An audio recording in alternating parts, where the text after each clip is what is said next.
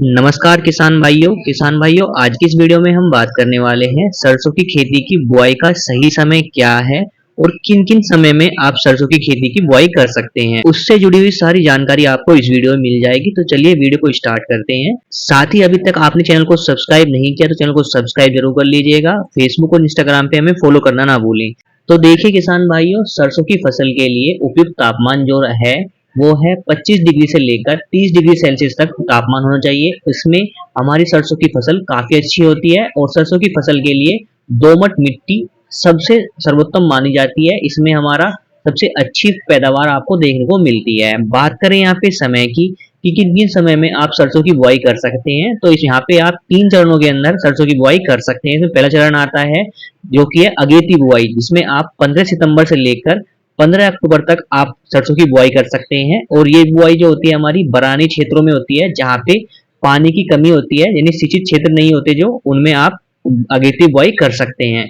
बात करते हैं दूसरे चरण की, जिसमें आप बुआई 5 अक्टूबर से लेकर 25 अक्टूबर तक आप अपने खेतों में कर सकते हैं। और इस समय जो हमारी बुआई होती है वो होती है सिंचित क्षेत्रों के अंदर, यानी जैसे उत्तर प्रदेश के अंदर, हरियाणा के अंदर हमारे क्षेत्र होते हैं, उनमें सिंचित क्षेत्र होते हैं, वहां पे आप इस चरण के अंदर बुआई कर सकते हैं। और यही चरण सबसे उत्तम चरण माना गया है हमारे सरसों की फसल के लिए। इसमें पैदावार भी काफी अच्छी मिलती है आपको और रोग भी आपकी फसल में कम ही लगते हैं।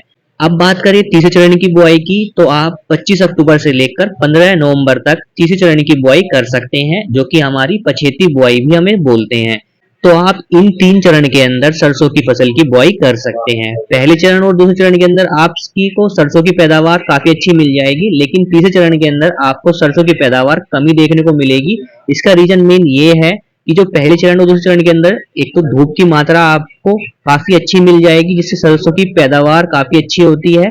सरसों की जो फसल होती है उसमें अच्छे से हमारे शाखाएं बनती है और शाखाएं से हमारी फसल की पैदावार भी बढ़ती है। लेकिन जो तीसरे चरण की समय होता है, उस समय क्या होता है, सरसों की फसल के लिए धूप काफी कम रहती है। लेकिन जब दिसंबर का महीना आता है और सरसों की फसल में क्या होता है, धूप की मात्रा कम होने के कारण फलियां भी कमी बनती है और जल्दी हमारी फसल पक जाती है, जिस कारण पैदावार भी आपको कम देखने को मिलेगी। तो आप अगर आप सरसों की फसल की पैदावार ज्यादा चाहते हैं तो दूसरे चरण में आप सरसों की बुआई कर सकते हैं सिंचित क्षेत्रों के अंदर। और अगर आप बरानी क्षेत्रों के अंदर फसल की बुआई करना चाहते हैं सरसों की, तो आप पहले चरण में आप बुआई कर दें। तो यहाँ पे जो आपकी पैदावार है वो काफी अच्छी होगी और पहले दूसरे चरण के अंदर जो रोग है वो काफी कम लगते हैं फसल के अंदर। लेकिन तीसरे चरण के अंदर क्या होता है, फसल के अंदर रोग भी ज्यादा लगते हैं। तो इन 3 चरण के अंदर आप सरसों की बुआई कर सकते हैं। और सरसों की बुआई करनी कैसे है, उसके लिए मिट्टी का चयन कैसे करना है, खाद का चयन कैसे करना है, कब बुआई करनी है, सब कुछ जानकारी आपको मेरे चैनल पे मिल जाएगी।